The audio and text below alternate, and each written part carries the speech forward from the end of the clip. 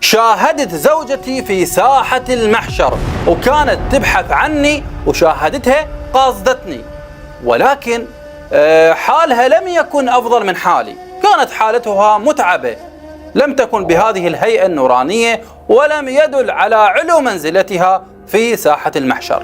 فهنا سألتها عن حالتها وشلون كان طريقها ورحلتها في البرزخ وشنو منزلتها الآن اللي جاي تعيشها في ساحة المحشر. فجاوبت وقالت: ليت الحياة أعدمتني وليتني لم أخلق كي أعيش حسرة الدنيا الآن، وليت. لم تكمل عبارتها حتى انفجرت بالبكاء والصياح. فعرفت أن هذا البكاء وهذا الصياح هو بسبب الألم والحسرة اللي عاشته بعد الموت.